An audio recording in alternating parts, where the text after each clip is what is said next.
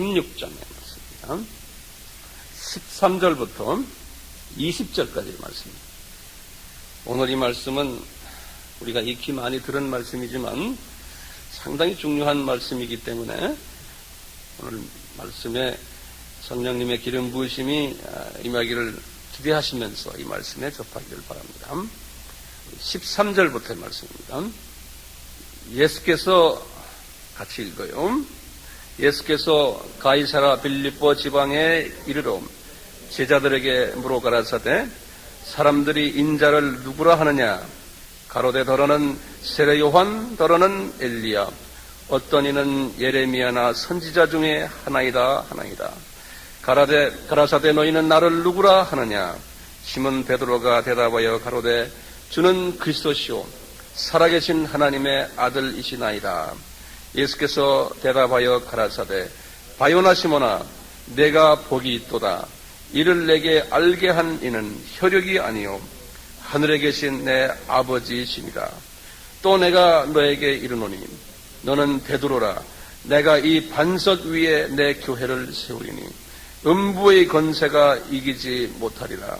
내가 천국 열쇠를 내게 주리니 내가 땅에서 무엇이든지 매면 하늘에서도 매일 것이요 내가 땅에서 무엇이든지 풀면 하늘에서도 풀리리라 하시고 이에 제자들을 경계하사 자기가 그리스도인 것을 아무에게도 이르지 말라 하시니라.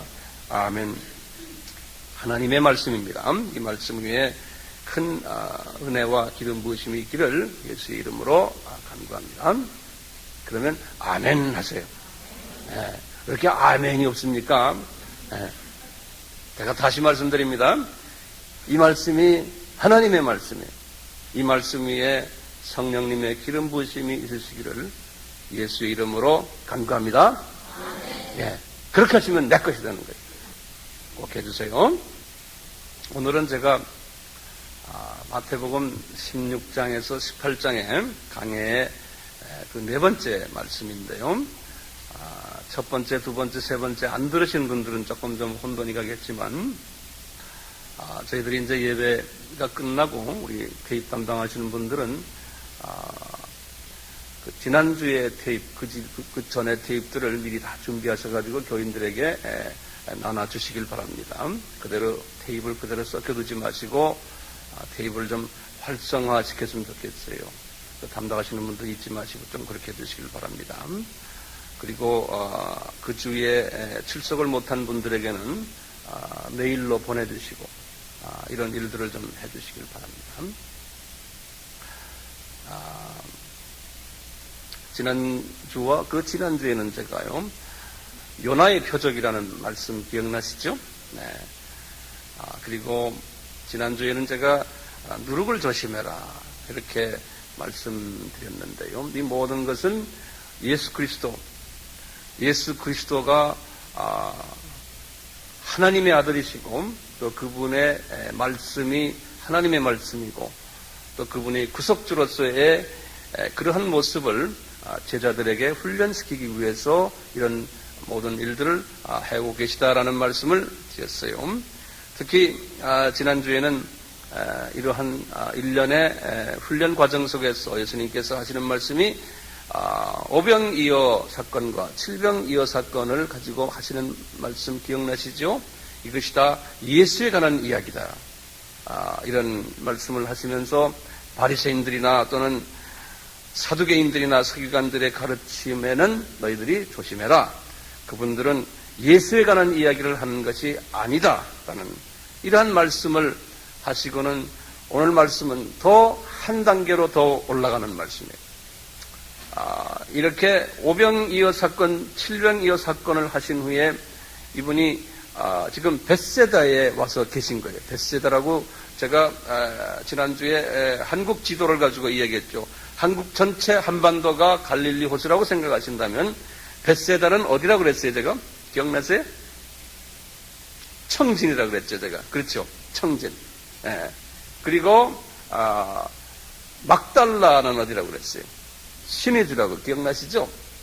예. 그래서 지금 청진에 와 계신데, 이제 이분이 그 청진에서 이렇게 언덕을 이렇게 탁 너머에 언덕인, 낮은 언덕인 거기에서 오병이어 칠병이어 사건을 일으키셨어요. 그리고는 군중들이 막 따라다니는데요. 예수님께서 12 제자들을 보고 얘들아, 이 사람들을 떠나서 우리가 저 언덕에는 또 올라가잖아요. 그래서 아주 가파른 언덕으로 올라갔어요. 한 30분 걸어 올라가면요. 거기에 조그마한 마을이 하나 있어요. 그 마을이 뭐냐면 가이사라 빌립보라는 마을이에요. 네. 가이사라 빌립보 한번 따라해 보세요. 가이사라 빌립보. 네. 이 가이사라라는 데는 또 딴 데인데요. 이 가이사라 빌립보. 그래서 그 영어로는 그 도시 이름을 세세리아 필리파이 그랬어요. 완전히 달라요. 근데 가이사라 빌립보예요. 네. 거기에 이분이 딱 올라가셨어요. 저 언덕 밑을 내다보고 있는 게. 그러면서 제자들에게 물어보는 게, 얘들아, 저 지금 군중들 너 보이냐? 그러니까, 예, 보입니다. 쟤들이 도대체 나에 대해서 뭐라고 생각하는지 너희들 아느냐? 이렇게 물어보는 거예요. 그러니까 제자들이 뭐라고 대답했어요? 선생님, 어떤 분은요, 선생님을 엘리야 선지자가 아닐까 이렇게도 생각하는 사람도 있고요. 어떤 분은 누구예요? 예레미야. 또 어떤 분은 세례 요한. 이런 식으로 선생님을 선지자로 생각하고 있습니다. 이렇게 물어보는 거예요. 이렇게. 그러니까 예수님이 뭐라고 대답했어요? 예수님이 너희들은 어떻게 생각하느냐 이렇게 물어보는 거죠. 그럴 때 그 속에는 말이죠. 너희들도 나를 고작 지금 이렇게 따라다녔지만 생각하는 것이 선지자급으로밖에 너희들이 나를 보지 못한다는 거예요. 이게 제자들의 마음이에요. 그러니까 주님께서 물어보는 거예요. 너희들은 나를 어떻게 생각하느냐. 그러니까 하나님께서 갑자기요. 베드로의 입을 통해 가지고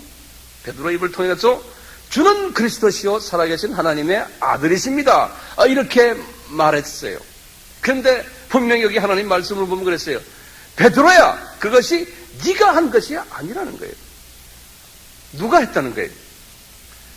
하나님께서, 아버지께서, 성부께서 내가 누구라는 것을 네 입을 통해서 말씀하신 거라는 거예요. 예. 그럼 너는 그냥 입만 열고 그냥 한번 뱉었다는 거예요. 왜 그렇게 하실까요? 이유가 있어요. 제자들 보고 들으라고.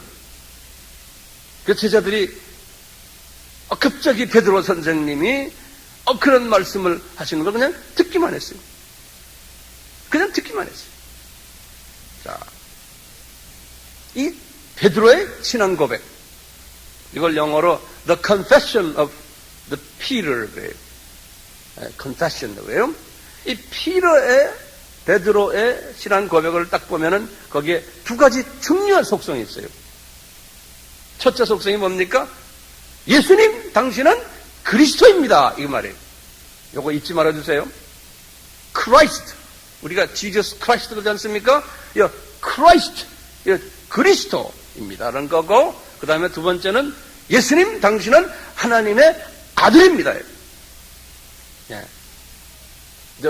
처음으로 예수님을 Christ라는 표현으로 여기에 나타나는 거예요. 제자 훈련 속에서 제자들에게 내가 Christ다 라는 것을 제자들에게 가르쳐주는 거예요. 근데 이 Christ, 그리스도라는 말은 구약에 많이 나오는 말이에요. 구약에. 이분들은 유대인들이기 때문에 구약 개념을 가지고 있어요. 이 구약에서요, 그리스도라는 말은 구약의 히브리 말로는요, 마시아흐라는 말이에요. 마시아흐. 이거 적어 놓으세요. 마시아흐. 그것을 헬라말로, 지금 예수님 당시에 쓰던 헬라말로 그릭 말이에요. 크리스토스 그래요. 크리스토스. 이 뜻은 뭐냐면 기름 부음을 받은 자, 이런 말이에요. 이 기름 부음을 받은 자. 이건 우리가 좀 이해가 안 되죠. 기름 부음을 받았다는 뭐냐면, 이 말은 뭐냐면요. 당시, 근동, 중동 지방에서 있었던 하나의 관습인데요. 어떤 높은 직임을 가진 책임지도록 된 자를 이렇게 선택해가지고 그 사람에게 기름을 부어요. 그래서 어떤 그 권위와 지도자라는 것을 확 촉진시켜주는 하나의 그 풍습이에요. 그 문화예요. 그것이 이제 기름 부음을 받는다 그러는 거예요. 근데 구약에서 이제 이런 일들을 많이 해왔어요. 특히 이제 예수님을 그리스도라 그럴 때는요, 특별한 직책으로서 높임을 받는 한 분이다. 그래서 그것을 그리스도, 그래서 대문자 크 C로 하면요, 메시아라고 이제 이해가 되는 거예요. 이게 뭐냐면 기름 부음을 받았어요. 자기 백성을 구원하기 위해서 능력을 받은 자, 이런 뜻이 기름 부음을 받는다. 이 기름 붓는 일은 왜 그러냐면요, 기름 붓는 그 순간에 하나님의 능력이 부어진다고 믿는 거예요. 그래서 기름 부음을 받는다고. 우리가 성령님의 기름 부음이 우리에게 임하십시오 할 때는요, 똑같아요. 성령님이 여기와 임하셨는데 성경에는 성령님이 임하셨다 그런데 성령님이 임하시고 그 다음에 기름 부음이 있었다, 이렇게 꼭 두 단어가 같이 붙어 다녀요. 이 말은 뭐냐면 성령님이 임하시고 그 다음에 능력이 임하신다는 말을 기름 부음이 임하셨다, 이렇게 말해요. 이 구약에서요, 이 기름 부음을 줄 때요, 어떤 분들에게 기름 부음을 주셨냐면 왕으로 임명할 때 그랬어요. 왕으로. 그래서 사울도 머리에 기름 부음을 받았어요. 사울 왕도요. 다윗도 기름 부음을 받았어요. 그 다음에 솔로몬 왕도 기름 부음을 받았어요. 그 다음에 제사장들도 기름 부음을 받았어요. 아론도, 예수께서 하나님 여호와께서 모세에게 말하기를 네 형 아론에게 기름을 부어라. 그래서 제사장이 되는 거다. 그래서 기름 부음을 아론에게 주셨어요. 이 제사장들 중에서 특별히 엘리야가요, 자기의 후계자인 엘리사에게 기름 부음을 줬어요. 그래서 엘리사가 공식적으로 제사장이 됐어요. 이렇게 기름 부음이 왕들이나 제사장들에게 임했어요. 그것을 그리스도라는 거예요. 예? 그리스도라는 건 기름 부음을 받은 자. 우리 예수님께서요, 똑같이요, 성육신 하셔가지고 공생애를 시작하시기 전에요, 이분이 기름 부음을 받으셨어요. 그러니까 이분이요, 다시 말하면 성령님의 능력을 받으시는 거예요.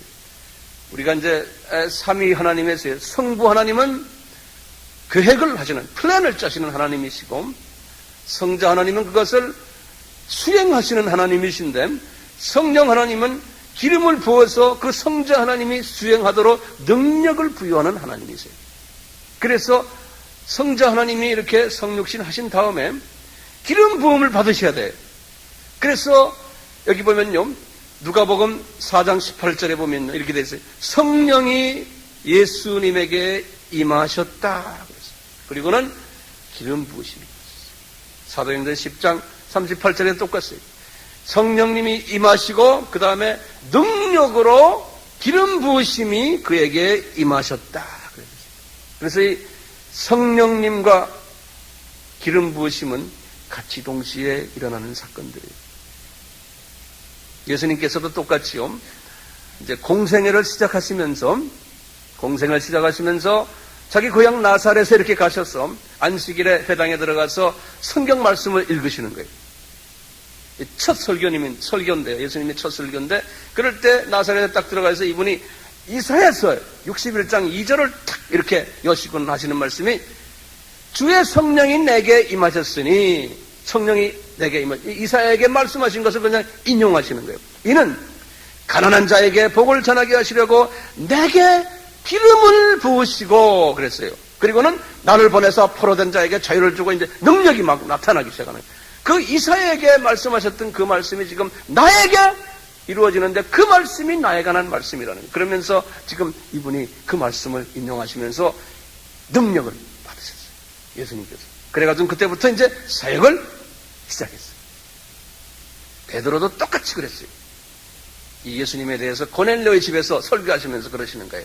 하나님이 나사렛 예수에게 성령과 능력을 기름 붓듯 하셨다. 그부터 두루다니면서 착한 일을 행하시고 마귀를 쫓아내시고 그들을 하셨다. 이 기름 부으심. 그래서 우리도요, 지적으로 예수 그리스도의 이 모든 복음의 말씀을 아는 걸로만 끝나면 안 되죠. 우리도 기름 부으심이죠. 능력 받아야 돼요. 다시 제가 말씀드립니다. 이 그리스도라는 이 말씀은 선지자 또는 제사장 또는 왕이라는 의미가 거기 있어요. 그래서 우리가 주는 그리스도시요 이렇게 할 때는 그 속에 숨겨져 있는 의미가 있어요. 아, 이분은 선지자시고 이분은 제사장이시고 이분은 왕 중에 왕이시다. 그래서 우리 주님은 하신 말씀이 내가 왕이다. 그래서 우리가 잘 아는 주님께서 지상명령을 내리실 때 이러셨어요. 하늘과 땅의 모든 권세를 아버지가 나에게 주셨다는 거예요. 나는 왕 중의 왕이라는 거예요. 나는 영원한 왕이라는 거예요.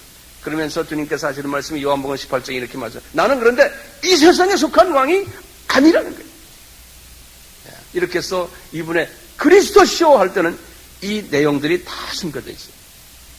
주는 그리스도시오. 그 다음에 하나님의 아들이시다는 거예요. 삼위일체 하나님이시고 하나님이시면서도 인성을 가지신 성육신하신 온전한 인간의 하나님, 그분이 예수 그리스도라는 거예요. 자, 그랬어요. 이렇게 베드로가 주는 그리스도시요 살아계신 하나님의 아들이십니다 이렇게 말씀을 딱 하신 후에 하나님께서 베드로에게 하신 말씀이 이거예요. 베드로야, 내가 이 반석 위에 내 교회를 세우리니 음부의 권세가 이기지 못한다고 말했어요. 이 말씀 한 말씀 때문에 기독교가 상당한 문제를 야기했어요. 역사 속에서. 이 말씀 하나 때문에. 특히 이 로마 카톨릭이 이 말씀 하나 때문에 자기네 교권을 유지하는 데에 사용했던 말씀이에요. 이 말씀 하나 때문에. 잘 들어보세요. 로마 카톨릭의 오류가 여기에 있어요. 로마 카톨릭은요, 주후 590년에 첫 교황을 탄생시켰어요. 탄생이 아니죠.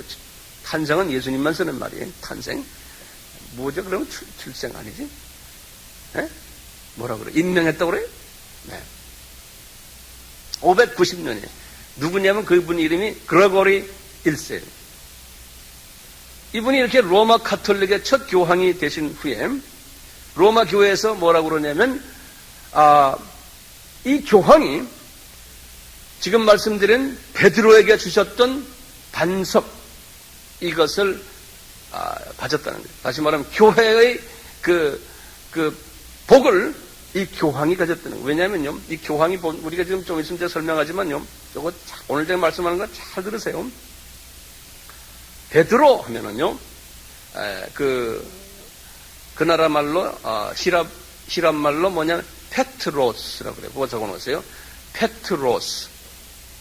그래서 원어를 보면 당신은 페트로스다. 예수님 말씀 베드로 보고요. 그러면서 하는 말이 이 반석 위에 페트로스라는 건 뜻이 뭐냐면 돌이라는 소리예요. 조그만 돌. 스톤. 영어로는 스톤이.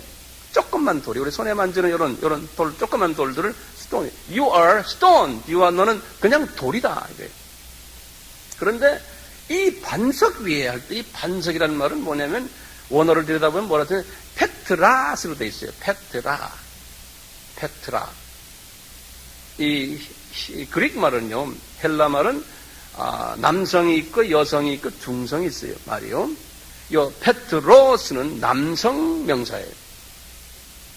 그래서 조그마한 돌이에요. 그런데 이 반석 위에 할 때는 이 반석은 뭐냐면 페트라인데요. 그거는 여성 명사예요.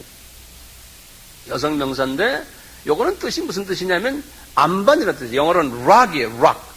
안반. 네. 그런데 카톨릭에서는 그걸 어떻게 자기네 그 교리를 성립하는 데 썼냐면은 요 베드로야 너는 베드로다. 이 베드로 그다음에 이 반석 위에 할 때 이 반석을 베드로라고 해석해 버린 거예요. 이 베드로 위에 내 교회를 세울 거다. 이렇게 해석해 버린 거예요. 같은 돌로 해석해 가지고요. 네? 그래 가지고 뭐냐면 이 베드로가 그러면 베드로의 이 복을 계승받은 자가 누구냐? 교황이라는 거예요. 그러니까 교황 위에 교회가 세워졌다라고 믿어버린 거예요. 제 말 이해되세요? 그래서 이제 이 로마 가톨릭이 완전히 교권이 성립이 됐어요. 로마 가톨릭 교회의 그 교황이 베드로의 수익권자라는 거예요. 그래서 이분이 천국 열쇠를 가지고 이분이 구원시킬 수도 있고 안 시킬 수도 있고 한 그런 능력을 다 가지고 있다고 믿어온 거예요. 그게 로마 가톨릭 교회의 오류였어요. 그래서 가톨릭 교회의 교황께서 베드로 의자에 딱 앉아서 말씀하시는 것은 하나님의 말씀으로 이렇게 인정해버리고요. 그러다 보니까 교권이 부패해지고 드디어 약 한 500년 후에 1054년에 소위 그리스 사람들이 이 로마 사람들과 다툼이 있었어요. 왜냐하면 당신 교황이지만 하나님의 말씀이라고 하지만 하나님의 대행자라고 하지만 우리 볼 때는 당신 너무나 부패해. 그래가지고 그 교회가 두 민족이 갈라져 버렸어요. 그래서 이제 동서교회가 갈라진 것이 1054년에. 아까 590년이라고 그랬죠. 약 한 500년 후에 두 교회가 갈라지고 한바탕 분쟁이 있었어요. 로마 교회를 인정을 하지 않은 거예요.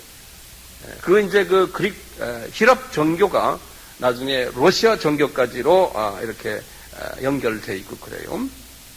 나중에 이제 종교 개혁이 일어난 그쯤 됐을 때 이 로마 가톨릭이 면죄부 팔고 기타 여러 가지로 부패됐을 때 그 파워란 건 말도 못했어요. 왜? 하나님의 말씀이라고 자기네가 그렇게 했기 때문에. 심지어는 갈릴레오가 지동설을 이야기할 때 지구는 돈다 그러니까 로마 가톨릭 교황이랑 거기 있는 분들 돌긴 뭐가 도느냐? 잘못됐다 너 이단이다 그래가지고 처형시켜버렸어요. 어떻게 하나님의 말씀하는데 지구가 도는 거를 그 사람들이 몰랐을까요? 하나님인데도 그렇게 오류가 많았어요. 엄청난 오류를 많이 자행했어요. 그래서 이 개신교 사람들을 종교교역자들을 처형시키고 지금도 가톨릭에서는 이 개신교에 대해서 그러한 사상이 있지만 이제는 많이 그러한 사상들이 이제 없어져 가고 있어요. 자, 이 성경적으로 그러면 말이죠. 이 베트로스는 누구고 페트라는 뭐냐 이거예요. 다시 말해요. 잘 보세요. 베드로야 그럴 때 페트로스 그러죠. 페트로스야. 이 반석 위에 할 때 페트라라고 그랬습니다. 제가요. 이 반석은 그러면 로마 가톨릭의 교황이 아니면 누구냐 이거예요. 이 반석이. 예? 이 반석은 주님께서 뭐라고 말씀하셨냐면 이 반석은 베드로가 고백했던 그 신앙 고백을 말씀하시는 거예요. 그러니까 주는 그리스도시요 살아계신 하나님의 아들입니다라는 그 고백이 that's 페트라예요. 그 고백이. 왜냐하면 그것이 안반이에요. 그것이 바위덩어리예요. 그것이. 왜 그러겠어요? 이것은 변함이 없는 그냥 큰 안반이. 그 안반이 누굽니까? 주는 그리스도시요 살아계신 하나님의 아들이라는 그 말은 누구에 관한 얘기예요? 예수님이 그리스도시고 예수님이 하나님의 아들이라는 거예요. 그러니까 성경 속에서요 이 안반을, 이 락을 예수님이라고 항상 이야기하고 있어요. 베드로전서 2장 7절에도 예수님을 코너스톤, 그래 건물에 짓는 코너스톤, 머릿돌. 또 뭐라고 그러시냐면 사도 바울에게도 그랬어요. 이스라엘 사람들이 광야에서 40년 동안 다닐 때 그분들이 물이 없었어요. 물이 어디서 나왔냐면 바위 속에서, 안반에서 물이 나왔어요. 그럴 때 고린도전서 10장 4절에 뭐라고 하냐면 사도 바울에게 성령님이 말해요. 사도 바울아, 그때 40년 동안에 저들이 안반에서 물을 먹었지 않느냐? 그 안반이 누군지 아느냐? 그 안반이 예수 그리스도다! 이렇게 말씀하시는 거예요. 아시죠? 예? 그러니까 안반이 로마 가톨릭의 교황이 아니에요. 안반은 예수 그리스도. 그러니까 다시 말하면요, 이 예수 그리스도 하나님의 아들 이 고백이에요. 이 고백 위에다가 교회를 세우시겠다는 거예요. 로마 가톨릭 교황에다가 세우는 것이 아니라는 거예요. 그래서 그 전에 그랬죠. 바리새인들이나 사두개인들이나 서기관들의 가르침, 그들의 누룩을 조심하라. 저들은 이 반석 위에다가 교회를 세운 그러한 가르침이 아니라는 거예요. 그분들의 가르침은 종교타원제의 자유신학의 신앙 고백에 거기에 관계되는 교훈들이에요. 자, 지금부터 제 말씀 잘 들어주세요. 교회가 말이죠. 이단인지 아닌지를 구별하는 척도가 그러면 어디 있어요? 여러분들이요. 그것은 이 베드로의 신앙 고백 위에 그 교회가 세워졌느냐? 안 세웠느냐? 그거예요. 지금 우리나라 한국 교회는요. 이 영적인 혼란기에 빠져 있어요. 이단 정죄를 남발을 해요. 자신의 교단 교리와 다르면 자신 교회나 교단의 이익에 불리한 어떤 개인이나 교회를 이단으로 정죄해버려요. 전 세계는 개신교 교단이 얼마 있는지 아세요? 22,000개가 있어요. 그러면 서로가 서로 다 다르다고 그래서 이단으로 정죄해요? 세계의 딴 나라는 그렇게 하는 나라가 없어요. 우리나라만 갖고 있는 이상한 습성이 있어요. 한민족이 가지고 있는 배타적인 그 묘한 비성사적인 성품들이죠. 칼빈주의와 알메니안주의라고 그래요. 칼빈주의는 예정론이, 알메니안주의는 자유의지론이. 모든 사람 다 구원받을 수 있다. 자기 자유의지에 의해서. 그래서 이 두 교리는 소위 서로가 이단성을 가지고 있어요. 완전히 반대. 이단이라는 말은 뭐냐면 끝이 서로 다르다는 거예요. 22,000개의 교단들을 가만히 보면요. 예배 방법이 다 달라요. 왜냐하면 그들의 문화와 전통 때문에. 알메니안주의의 교단들은요. 지금 전 세계에 엄청난 큰 교단으로 되어 있어요. 천주교도 알메니안이에요. 히랍 정교나 소련 정교, 소련의 러시아 정교나 감리교나 성결교 다들 알메니안주의자들이에요.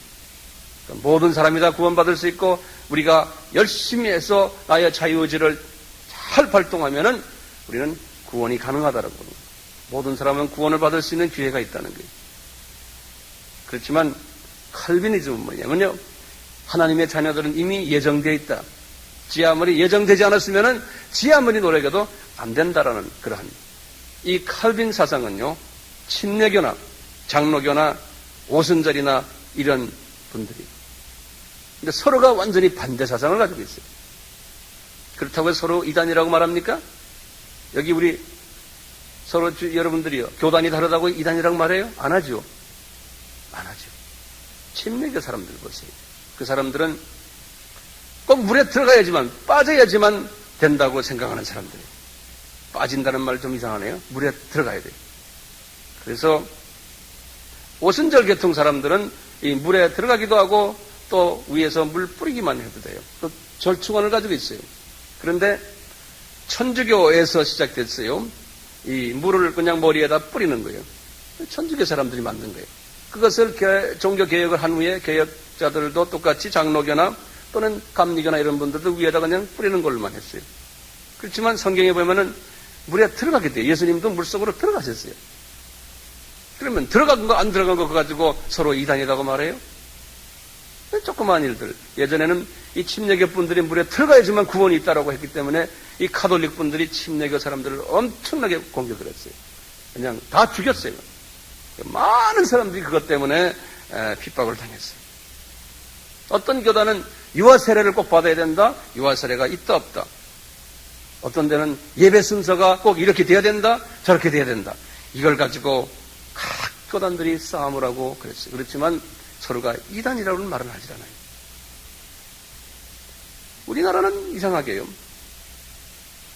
우리나라는 장로교가 주종을 이루고 있는데 이 장로교 분들이 다는 아니지만 소수가요. 자기네와 조금 다르면은 다 이단으로 몰아치우는 거예요. 실은 장로교가요. 세계에 많은 개신교 교단 중에서 큰 교단이 아니에요. 대한민국에만 장로교가 이렇게 번성해요. 세계 개신교의 교단 중에 가장 큰 교단이 어떤 교단인지 아세요? 오순절 교단이에요. 제일 빨리 성장하고 있어요. 그 다음에 침례교회예요. 그 다음에 감리교회예요. 그 다음에 루터교회예요. 우리하고는 별로 관계없는 교단들이에요. 그분들이 전 세계 숫자로는 이 장로교와는 비교도 안 돼요. 그런 의미에서 장로교는 소수교단이에요. 우리들은요, 이 베드로의 신앙 고백 안에서 서로의 다름을 서로 인정하며 그리고서 주 안에서 서로 사랑해줘야 돼요. 왜냐하면 문화가 다르기 때문에 예수님을 섬기는 방법이 달라요. 그걸 인정해줘야 돼요. 우리 예수님은요, 다른 이 사람들을 한 가슴에다 안고 있어요. 베드로의 고백 안에서 다른 사람들이에요. 제 말씀 이해되세요? 베드로의 고백 안에서 다른 사람들을 주님은 다 내 자녀다 하고 안아주고 있어요. 이 베드로의 고백을 가진 아프리카에 조금 저 멀리 있는 한 나라를 가보면 대예배인데도 넥타이 안 메고 이 슬리퍼 신고 숏판츠만 입고 나서 목사님이 춤추면서 예배를 봐요. 기타 들고. 그럼 우리가 우리의 스타일로 보면 저거 이단이구나. 어떻게 주일날 경건한 주일날에 슬리퍼 신고 나와서 기타 들고 그것도 시험을 잔뜩 끼르고 면도도 안 하고. 우리의 개념은 그렇죠. 우리는 이게 한국 겁니까? 미국 거 배워온 거예요. 예배 순서도요, 옛날 카톨릭에서 배워오던 것을 개신교 사람들이 좀 배워가지고 조금 변형시킨, 그래서 전주가 있고 뭐가 있고 올랐다 앉았다 일어났다, 우리 다 이게 어디서 배운 건지 아세요? 여기다 그 사람들한테 배운 거예요. 우리 게 아니에요. 근데 우리는 그것이 다 우리 건 줄 알고 생각하고 있어요. 이것만이 이렇게 해야만 된다고 생각하는 그 고정관념들. 이렇게 이 베드로의 신앙 고백 안에 세워진 하나님의 자녀들을 무분별하게 이단이다 이렇게 정죄하는, 우리는 죄를 짓고 있는 일부 한국 교회의 사람들이 있어요. 저분들이 주님을 만날 때 뭐라고 말할까 저는 가슴이 아파요. 근데 그런 말을 또 한국 교회 사람들은 잘 들어요. 영적으로 무지한 분들이 너무나 많아요. 제가 한국 교회 와서 보면, 제가 몇 년 전 이야기지만 미국 LA에 어느 교회에 제가 갔었어요. 갔는데 그 교회가 상당히 큰 교회예요. 거기에 한국의 유명한 아주 유명한 장로교회 목사님이 그 교회에서 집회를 해요. 그런데 그 교회가 이단이라는 교회로 낙인을 찍힌 교회예요. 그런데 그 유명한 장로교회 목사님이 그 교회에서 집회를 해요. 근데 그 집회를 하는데 그 교회를 이단으로 말하는 사람들이 그 목사님을 막 욕을 하는 거예요. 이단 교회 가서 부흥회한다고. 근데 그 목사님이 저한테 전화 왔어요. 제가 그때 토론토에 있었는데, 너 한번 황 목사 한번 내려와 봐라. 그래서 제가 내려가요. 그랬더니 나한테 그래요. 참 한국 교회가 문제가 심각해요. 아주 유명한 목사님이에요. 우리나라에서. 문제가 심각하다는. 자기는 그 교회가 이단이라면 내가 가서 이단이 안 되게 설계해야 되고, 이단이 아니라면 가서 내가 이단이 아니니까 가서 힘줘야 된다는 거예요. 그분이 그러세요. 아주 유명한 어른님이지. 내가 누구라면 여러분들 다 알아요. 한국교회에서 몇 등 가는 유명한 목사님이죠. 그래서 제가 이렇게 이제 그분을 좀 힘을 주려고 내가 옆에 계시다가, 옆에 이제 조그만 햄버거 샵이 있는데 거기 이렇게 앉아 있는데, 그 LA 지역에 소위 부흥사협회 회장인가 되는 그것도 한 분이에요. 딱 와요. 그래도 왜냐면 우리 같이 앉아 있을 때 웬 분이 기도원 원장 되는 분이 앉았는데 그분을 만나러 오셨어요. 이분이 앉아서 이제 같이 이제 같은 테이블에 앉았어요. 이렇게 저런 이야기하다가 이분이 그래요. 그 교회가 저 건너편에 저 교회를, 저 교회 저 아무개 목사, 그 지금 부흥사협회 회장님이 말씀하시는 거예요. 저거 며칠 있으면 우리 신문에 이단으로 우리가 좀 정죄할 거야. 그러더라고요. 그래서 제가 그 목사님 보고 그랬어요. 목사님, 저 사람이 진짜 이단입니까? 물어봤어. 그러니까 내가 그랬어요. 딱 얼굴 딱 들여다보고, 예수의 이름으로 말하시오. 내가 그랬어. 내가 딱 들여다봤어요. 이 정치 목사들 말이야. 그랬더니 뭐라고 그런지 아세요? 내가 매섭게 들여다보니까 나를 좀 무서웠던 모양이에요. 그러더니 예수의 이름으로 말하시오. 저 사람 이단입니까? 그러니까 아닙니다. 그런 거예요. 나한테. 그래서 제가요, 정말 이게 열이 나더라고요. 여보시오, 당신들 뭐 하는 거예요? 내가 그랬어요. 하나님의 종을 말이야, 일반 세상 신문에 내놓고 이단이다 아니다 까고 세상 사람들이 볼 때 말이야, 이 목사들이 뭐 하는 거야 이거. 그러니까 나 교회 안 나간다 그러지 않습니까? 쓸데없이 이게 무슨 짓이요? 내가 그래요. 돈 들여가지고. 내가 그래서 멱살을 딱 잡았어요. 이 새끼 말이야 하고 내가. 그랬더니 막 뜯어 말리는 거예요 사람들이. 왜 그러는 거야 당신들? 왜 그러는 거예요? 그랬더니 이유가 뭔지 아세요? 이 사람이 말이야 주변의 교인들을 다 끌어간다는 거야. 이 사람이, 그 교회가 은혜스러운 교회 모양이에요. 그래서 주변의 교회 목사들이 저 목사 말이야 죽일 목사라는 거야. 우리 교인들 다 뺏어간다는 거예요. 그러니까 저걸 어떻게 죽여? 간단해. 그 교회의 어떤 부분을 보고 자기네가 좀 다른 거 있으면 잡아다가 저거 이단이다 하고 자꾸 발표하는 거예요. 이게 우리가 가지고 있는 사고방식들이에요. 여러분들, 미국에 오래전부터 트레스디아스라는 그러한 그 영성 훈련하는 게 초교파. 그것이 1980년 중반에 우리나라 사람들에게 소개가 됐어요. 그건 국제적으로 하는 국제기관이에요. 근데 이것을 사람들이 많이 해가지고 한국에도 퍼졌어요. 막 퍼지다 보니까 이분들이 여기 트레스디아스 한 사람들도 있겠지만 한국 사람들 뭐 하나 좋은 걸 딱 받으면 그냥 막 길길이 뛰지 않습니까? 좋아하세요. 예?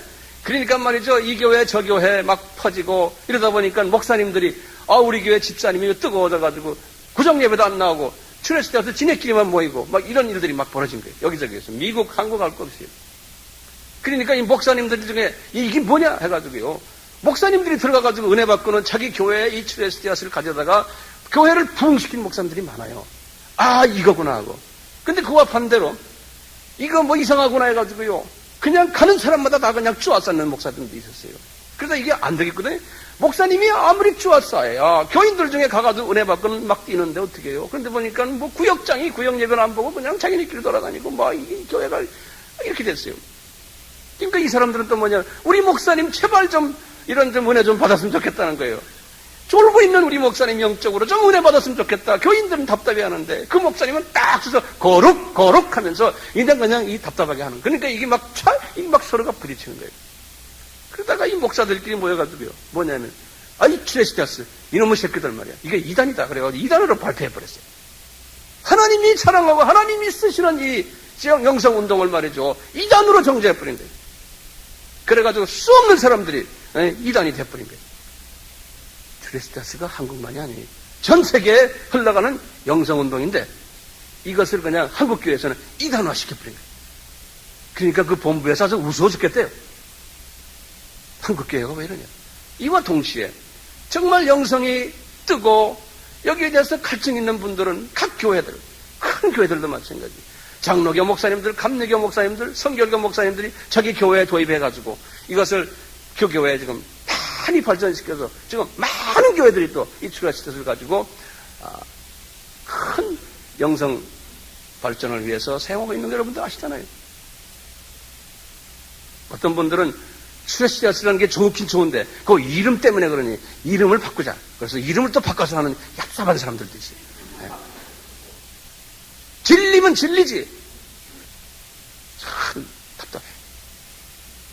우리나라의 억지 보수주의자들, 이 트레스디아스 같은 것을 이단이라고 말하는 선진 나라는 없어요. 그분들은 우리보다 못해요? 우리나라처럼 이렇게 이단을 정죄하고 이단 정죄를 남발하는 이런 나라. 그 자체가 비성사적이에요.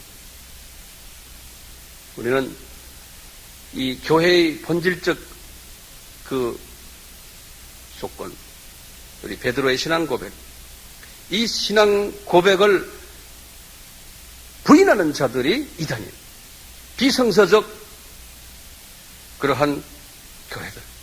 그분들은 어떤 사람들이니까 오늘날 그리스도 되심을 선지자시고 구속주시고 메시아시는 그 예수를 부인하는 많은 사이비 기독교들이 있어요.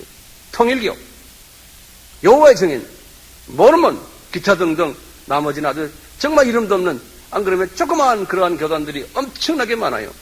정통이 아니에요. 이들은 베드로의 신앙 고백을 왜곡하고 있어요. 오늘날 가장 큰 이단은 뭔지 아십니까? 종교 타원주의. 종교 타원주의. 이게 마지막 때에 예수 그리스도의 보혈의 능력과 그리스도 되심을, 하나님의 아들이 되심을, 유일한 하나님이 되심을 희석시키고 변질시키는 소위 교회 안에 있는 마귀의 세력들이에요. 오늘날 전 세계의 주류 교단들이 카톨릭부터 시작해서 러시아 정교, 히랍 정교, 우리 개신교에 많은 큰 대형 교단들이 이 종교 다원주의에 빠져 있다는 것을 내가 여러분들에게 수차로 말씀드렸어요. 베드로의 신앙 고백의 한 부분이라도 약화시키거나 변질시키면은 이단인 거예요. 이 종교 다원주의자들이. 지금 우리나라는 이런 종교 다원주의자들이 많아요. 다른 나라는 더 많아요. 그런데 이 사람들이 다 큰 그룹들이에요. 그러니까요, 그분들에게는 정치적인 이유로 얄팍한 이해관계로 두려움 때문에 이단으로 정죄하지 못해요. 함부로 그 사람들 이단을 했다가 자기가 당하니까요. 하도 큰 그룹이니까. 그리고는 주 안에서 형제된 힘없는 주님의 백성들, 자기네가 좀 다르면은 이단이라고 정죄하는 그러한 큰 범죄를 지금 저지르고 있는 것이 한국교회의 현실이에요. 이것은 일부 한국교회의 일부 지도자들이 갖고 있는 영적 무지의 소산이에요. 내가 다 알아는 게 아니에요. 이런 의미에서 한국교회는 개혁돼야 돼요. 회개운동이 일어나야 돼요. 개혁하는 자는 외로워요. 핍박받아요. 하지만 시간이 흘리면 역사가 인정을 해줘요. 우리는 주님의 재림이 가까운 때에 살고 있는 하나님의 백성들이, 특히 아시아 선교를 위해서 하나님이 이 땅에다가 한국교회의 영적인 부흥을 주셨어요. 하나님의 교회가 총력을 다해가지고 마지막 때에 이 추수 작업에 전력을 다해야 할 때가 지금 이때예요.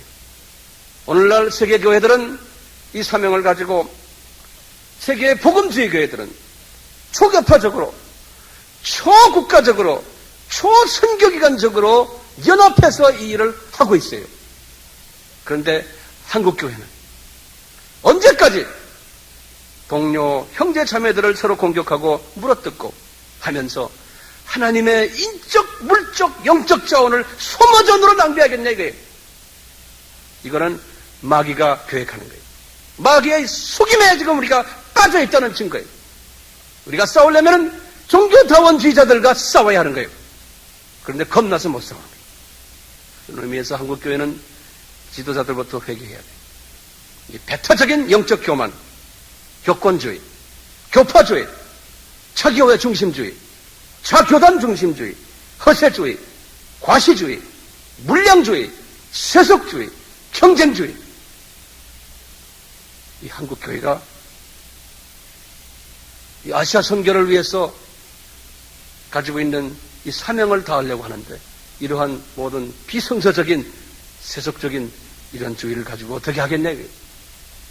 지금 아시아는 세계 인구의 70%, 그 중에 1%밖에 복음주의 사람들이 없어요.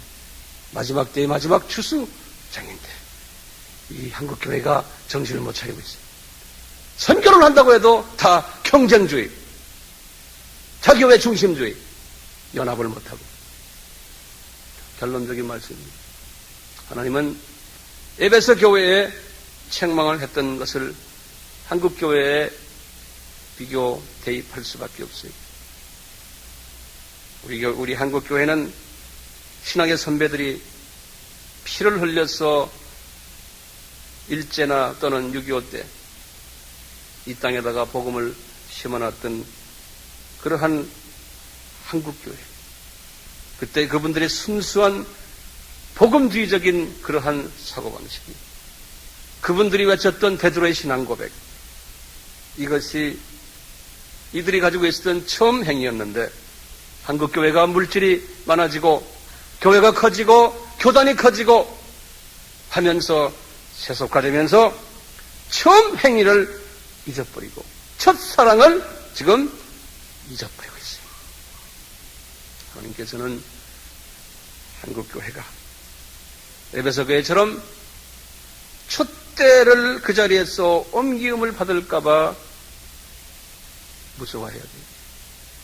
걱정해야 돼요. 아니면은 하나님께서는 이 마지막 때의 추수 이 일을 한국 사람들, 한국교회에서 옮기셔서 중국으로 가져갈 확률이 많아요. 필리핀으로 가져갈 확률이 많아요. 인도로 가져갈 확률이 많아요. 심지어는 인도네시아. 저는 주여 이 한국교회가 이런 우를 범하지 않게 촛대를 이 땅에서 옮기지 마옵소서. 오 주님이시여, 오 주님이시여. 저는 주님께 이렇게 간구하고 있어요.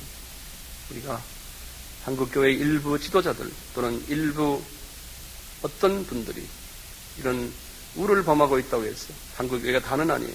하나님은 이 땅에 7,000명의 우상에게 절하지 않은 남은 자들을 숨겨놓고 있어요. 이름 없는 자들. 그분들 때문에 주님께서는 이 한국 땅을 그래도 사랑하시고 한국교회를 사용하시려고 하세요. 바로 없기는 그 소수의 이름 없는 숨어있는 남은 자들을 위해서 우리가 힘을 주고 기도해주고 위로해주고 격려해줄 의무가 있어요. 지금 하나님이 우리에게 주신 이 아미 방송은 그런 사람들을 통해서 아시아 전역에 복음이 전파될 거예요. 위해서 기도해 주시기. 오늘 이 말씀 베드로의 신앙 고백. 주는 그리스도시요 살아계신 하나님의 아들이시다.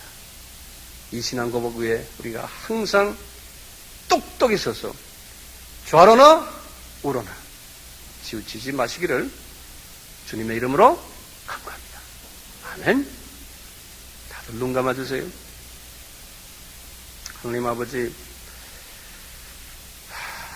혹시나 제가 이런 배타적인 사고방식을 가지고 나와 좀 다른 사람이 있으면 그대로 정죄했던 그러한 부분이 있으면 용서해 주시고, 아버지 하나님, 주님의 마음을 가지고 예수 안에서 모든 사람을 다 안아줄 수 있는 그러한 사람 되기를 소원합니다. 이렇게 앉아만 계시지 마시고 정말 이 민족과 이 민족의 사명을 위해서 주님 앞에 내가 다시 한번 간구하겠습니다. 기도하겠습니다. 주여 이 민족을 쓰십시오 라고 간구하는 그런 마음을 가진 사람들은 이 앞으로 나와서 무릎 꿇고 여기서 기도하세요. 겸손한 마음으로 나와세요. 다른 사람 볼 거 없어요. 주여 하고. 다른 사람 볼 거 없어요. 이 민족을 이가슴에 합니다.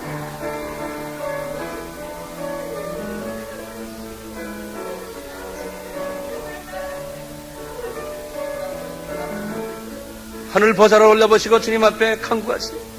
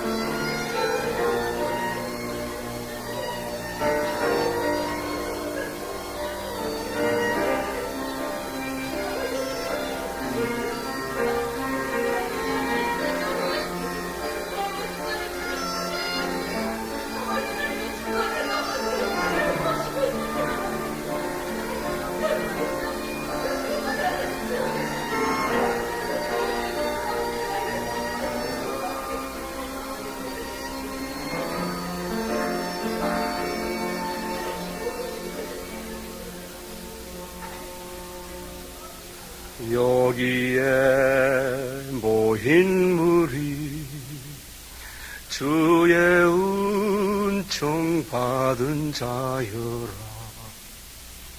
주께서 이 자리에 함께 계심을 아노라. 언제나 주님만을 찬양하며 따라가리니 시험을 당할 때도 함께 계심을 믿노라. 이 믿음 더욱 굳세라. 주가 지켜주신다.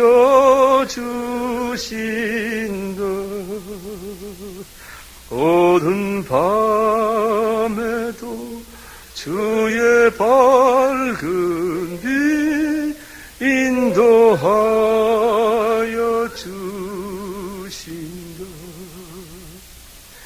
주님이 뜻하신 일 헤아리기 어렵더라도 언제나 주 뜻 안에 내가 있음을 아노라. 사랑과 말씀들이 나를 더욱 새롭게 하니 때로는 넘어져도 최후 승리를 믿노라. 때로는 넘어져도 때로는 넘어져도 최후 승리를 믿노라. 아멘.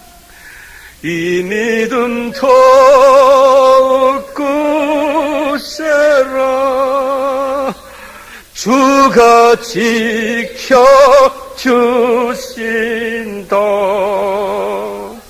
어두운 밤에도 주의 밝은 배 인도하여 주신다. 주여,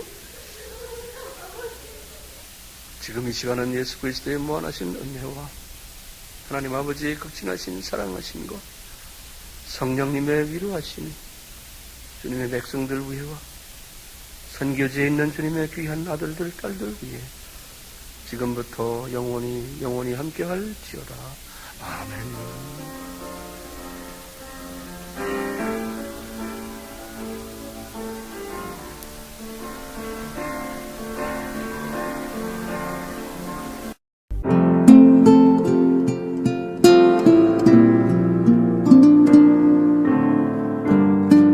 본 설교를 들으시고 아미교회 황용현 목사의 설교 테이프 구입을 원하시는 분은 경기도 용인시 동천동 187번지 아미교회 전화번호 031-265-1455 지역번호 031-265국에 1455번으로 문의하시면 자세히 안내해 드리겠습니다.